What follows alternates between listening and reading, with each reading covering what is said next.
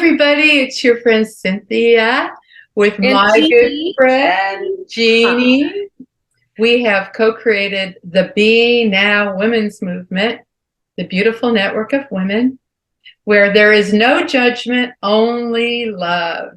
Jeanie and I have these very interesting conversations. We decided to start recording them.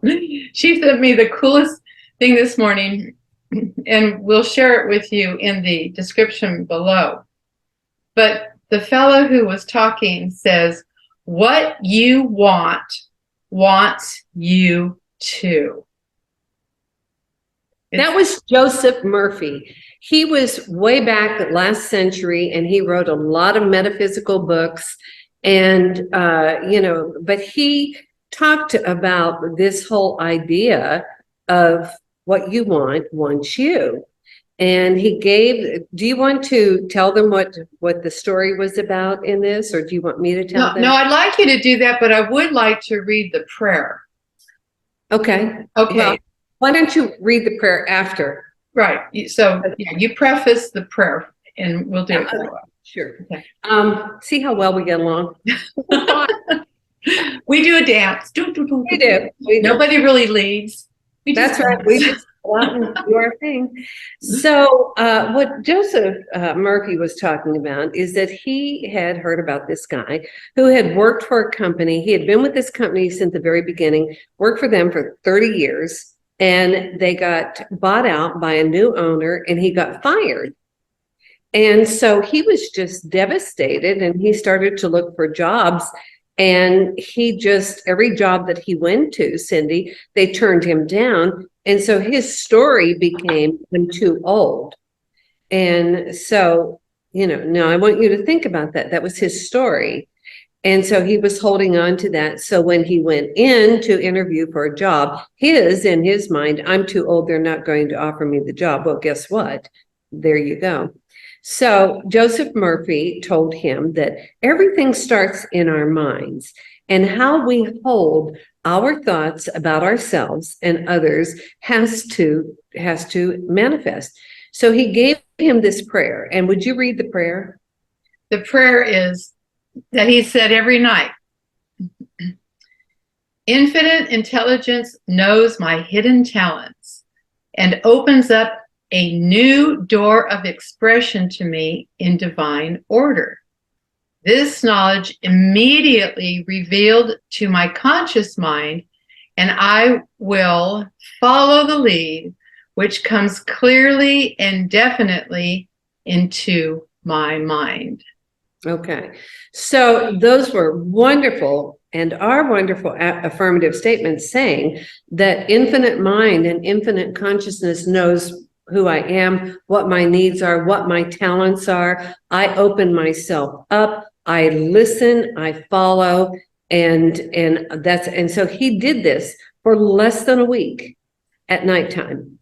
And on that following Friday, he went to his club and met a friend, and his friend had a company and said, you know what, Tom, you are perfect we have an opening for someone like you.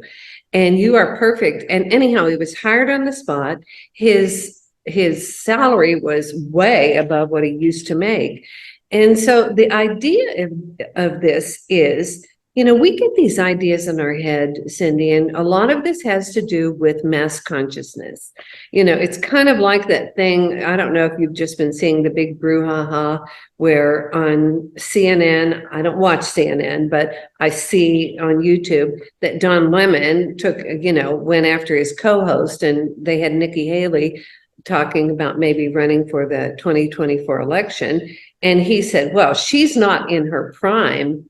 And she said to him, what do you mean in our prime? What prime for what? For childbearing? Or no, you look it up on Google. A woman's in her prime in her 20s and 30s and maybe her early 40s. Well, I mean, are you kidding me? Are you kidding me? So anyhow, okay, so several things happened. There was a huge backlash of this, as you can imagine. And, they didn't talk about like Golda Meir, who became the prime minister. She was an American. She became the prime minister of Israel when she was in her late 50s or early 60s, and all of these different people. So he said, well, just look it up on Google. Well, if you look on Google, when is woman in her prime? It says 50 and above. Okay. So, we take this stuff into our consciousness is what I'm saying. So if someone is like, oh, I'm not in my prime anymore, I can't, it's just so baffling. So what our job is in anything, whether it's a job or whether it's a relationship or whether it's money or whether it's our health. I mean, have you ever heard anyone say, oh, I've just got that CRS disease, can't remember something.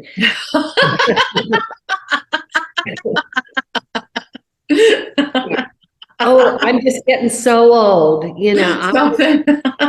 I'm just getting so old. It's like, if you say so. Mm. So, the whole idea, and I have a wonderful client that I've had for years who is in Dallas, and he is a highly educated man. He's got his doctor, he's a Juris Doctorate. He's a lawyer. He's a CPA. He has his MBA. He's a financial planner. I mean, he has everything. And so he and I have been coaching for years. And he has this one big goal that he's had for a number of years, and he is getting really close to it. And so I asked him today, I said, what is one thing that I can help you with that maybe you're struggling with? And he said, well, I want this, whatever it is, thing. And I said, okay. I said, well, let's just peel this back. You don't want it because you can get to hang it on your wall. It doesn't matter about that. That's empty and meaningless. Or you get to appear on stage and get this big award one night out of, your lifetime. Mm-hmm. That is not what that represents. That represents all the people that you've helped with their finances, mm-hmm. right? Mm-hmm. And protecting families and protecting businesses. And so that's what you want. But I told him about this, what you seek is actually seeking you. So if you think about it, Cindy, and I was thinking about you this morning. Oh, thanks. Yeah, the universe has got these, it's almost like a heat-seeking missile. It has these wonderful ideas that's looking for an outlet, okay? And it has a fully formed idea. So, if this fully formed idea of being this big financial person and getting this goal came seeking, I might be open, but I'm not open for that. Okay, that's not my jam. I've got other things. So it would bypass me and it would find him. But he has to remain open, and he has to know that it's also seeking him. He's not just chasing it. He's opening, he's allowing. And you and I had this discussion the other day about your son, Jordan, and golf and all of this. But I was thinking about you. And I thought, the universal mind of God has this idea of a songwriter and a playwright and a musical writer and and an author that creates all of these books and and you have award-winning music and all of that. And so it has this idea of this huge musical talent with all kinds of different facets. It's like a beautiful diamond. And it's seeking, it would come by me and go, nah, not so much, right? Because I have other things that I'm open to. Do. Uh-huh. Yeah. It's not good or bad, it just is. But it goes, oh, here's Cindy. Boom. Okay. So if we get that, it's not like we're chasing a goal, we're chasing a dream, and, we're fighting this and we're, going against that. There is no fight. It is seeing ourselves open and receptive and having all of the qualities, including the want to. Mm-hmm. We have the want to, and that is magnetic, and it draws that in. Absolutely. And that's it. So many people stop at the first no. I remember I had a friend, she's very talented ballerina. And she had the dream to be a ballet dancer, and she got a scholarship to New York with the arts, and she studied ballet. And I don't know who he was, very famous choreographer, told her, you'll never be a good ballerina because you're too short. Your legs are too short. Well, that's something you can't fix. So she decided to go into teaching ballet. And I remember telling her, and it made her very angry. But I remember telling you, let one man's opinion take your dream away. One person's opinion. How many people stop? I would say it's probably like 80%, maybe even 90% of people who would get a statement like that, Jeanie, and just say, oh, and give it up. But then you hear people like Elvis Presley, who said that his fourth grade teacher told him he couldn't sing. That was brilliant, right? Yeah. And I was sent from school because he was too stupid to learn, according to the wisdom. Right? Einstein, yeah, exactly. I think he got C's in school, but he liked looking at that clock. Well, yeah, but he was totally, I mean, he was so far beyond that. It's like, okay, you're playing tiddlywinks and I'm playing 5D chess. Okay. Which brings to mind what you said at the beginning. Our world is designed to dumb us down and not realize the power that we have. It's called conditioning because it's easy to control. And yes. How many people will do what they're supposed to do because they were told to do it, or give up their dream because somebody said their legs were too short, etc., etc., etc. How many people stop there? No, that means you're just on the wrong path. You go down another path. Or like what this man did, he started saying a prayer of insistence, of understanding what his talents were, knowing that the universe would bring that to him. He goes to a party and he gets hired, right? So it's that simple. It really is, when you let go of how it's going to happen, but just keep the conversation going. Keep the dialogue in your head.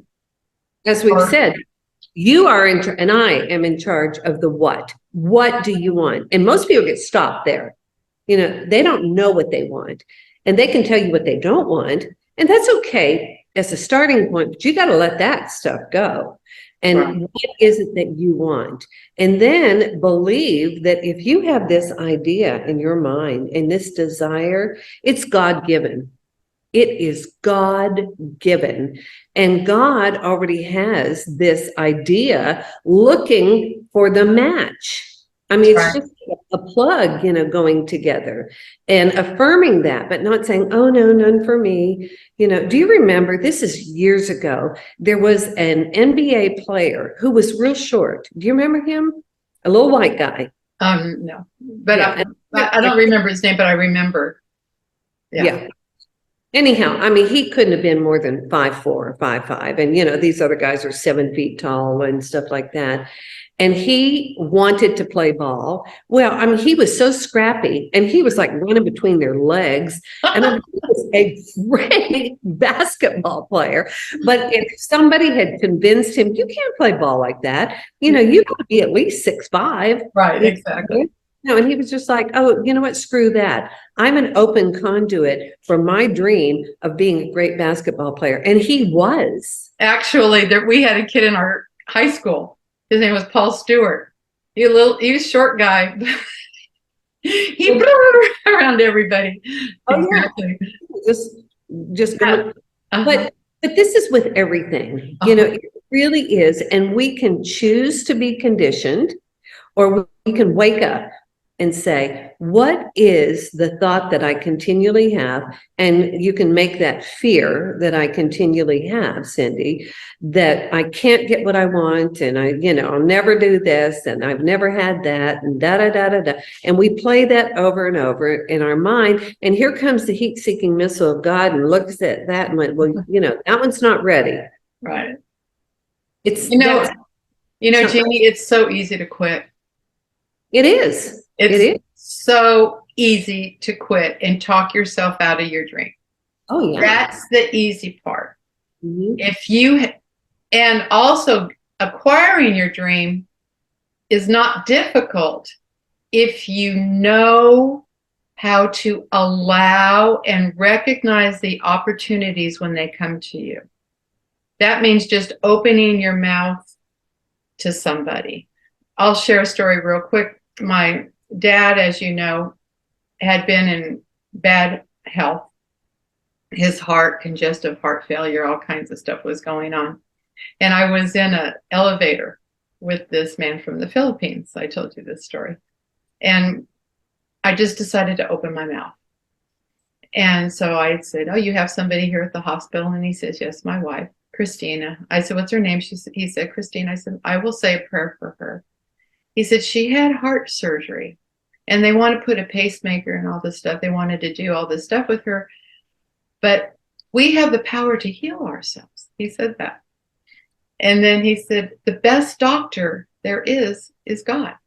So I said, "I'm going to tell the best doctor that exists to heal my wife.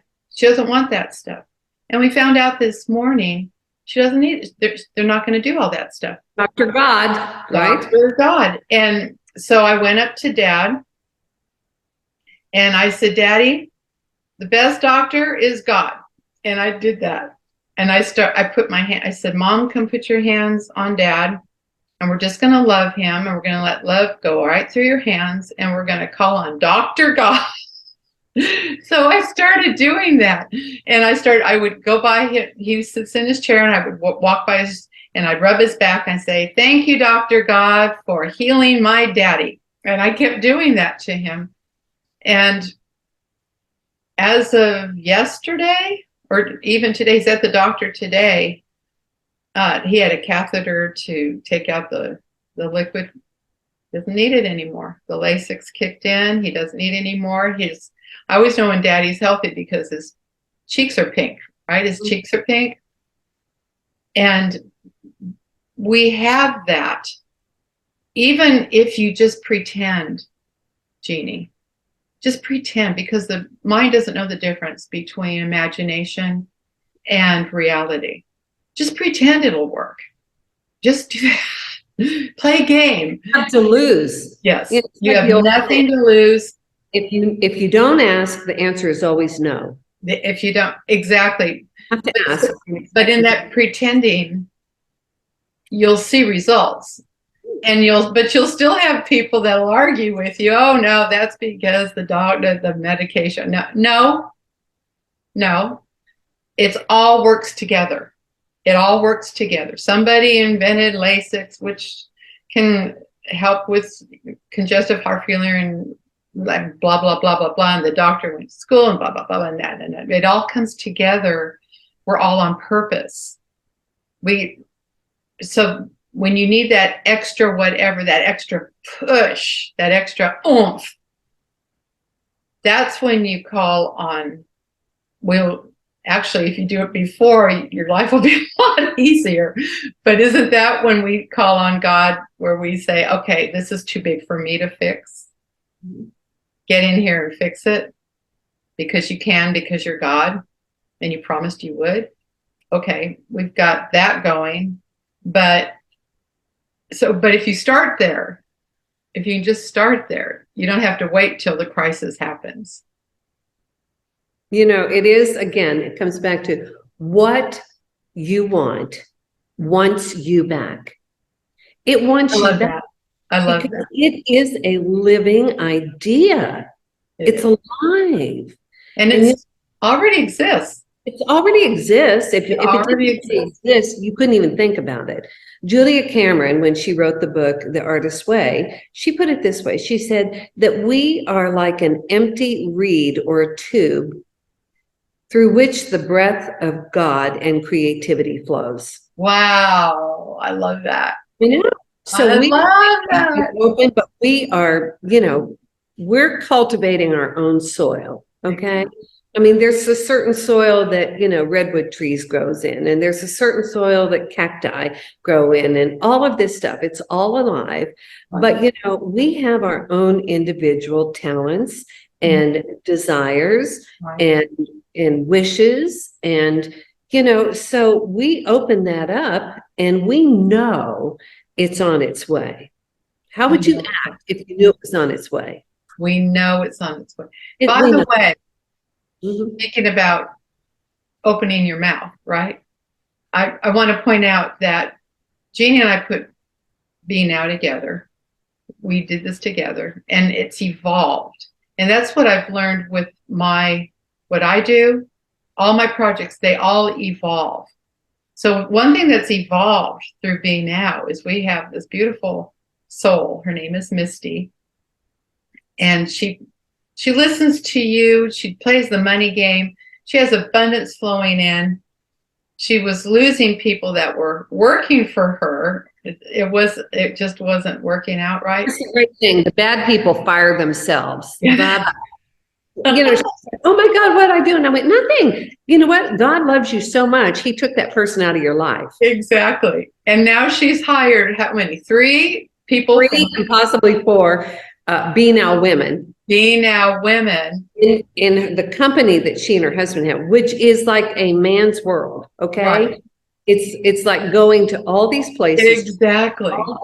And, you know, wiring up telecommunications and getting stuff in your hair. And she's like, all this, my hair is paying for my weekend at the Plaza Theater in New York City over Christmas. Yeah. Exactly. So today, Jeanie, I was talking to a friend of mine, and I didn't know what she did for a living. I had just met her, and we were talking through another friend type of thing. And so she was at work. She designs hotels. Well, hello. And I told her about Misty, and because I was telling her the story of how BNOW happens and how the support came and how Misty was able to employ some women from BNOW, et cetera. She said, well, what does she do? And I said, well, she does something. She gets up in the attic and she wires hotels. She goes, oh, we need people like that. So, see? Right here in St. Petersburg. Seeking you. That's it. Just open your mouth.